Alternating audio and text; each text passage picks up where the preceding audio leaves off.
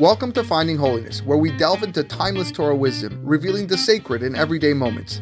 Join us on a journey to elevate your spirituality and discover holiness in every aspect of life. I'm your host, Rabbi David Kadosh, and together, let's embark on a path of spiritual exploration. I hope you enjoy this next episode.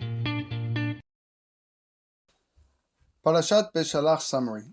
When Hashem took Bnei Israel out of Egypt, it would have been shorter to take them around the land of the Plishtim. But Hashem said that the Jews might get frightened, and as they would be too close to Egypt, they might run back. There were 7 special clouds that protected Bnei Israel.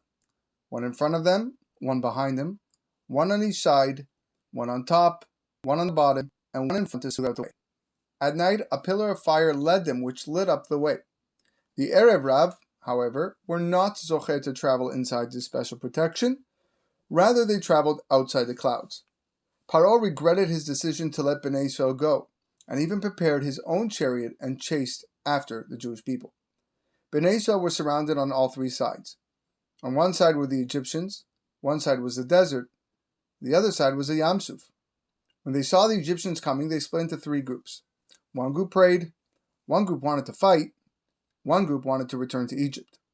The Egyptians shot arrows at the Jews, but they were absorbed and shot back at the Egyptians by the protecting cloud. Hashem told Bnei Israel to go into the Yam Suf. Nachshon ben Aminadab and many others walked in until their nostrils. God then commanded Moshe to stretch out his staff, and immediately the sea split into 12 paths, one for each tribe. The walls, which were over their heads like a tunnel and were solid, produced fruits and drinkable streams of water.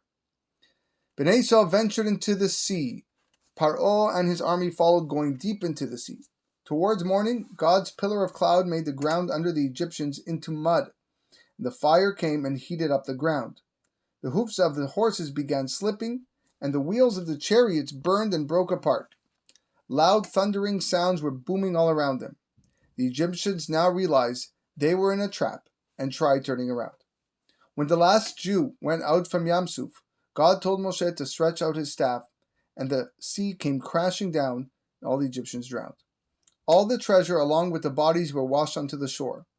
According to the Midrash, God let Paro survive, and he eventually became the king of Nineveh, the city which Yonah HaNavi told to do teshuvah. The day that Bnei Israel crossed through Yam Suf was the 7th day of Pesach. They were blessed with Ruach HaKodesh and sang Az Yashir, known as the Shirat Hayam. Miriam, Moshe's sister, led the women also in a song by the sea. When the Jews left, they traveled towards Har Sinai and stopped along the way at a place called Marah, where the water was very bitter. They were there for 3 days, but only the Erev Rav and the Reshaim complained. Hashem told Moshe to take a bitter stick and throw it into the water, and a miracle happened and the water turned sweet. Bnei Israel did teshuvah for complaining. In Marah, Hashem gave them certain mitzvot. One of them was a mitzvah of Shabbat.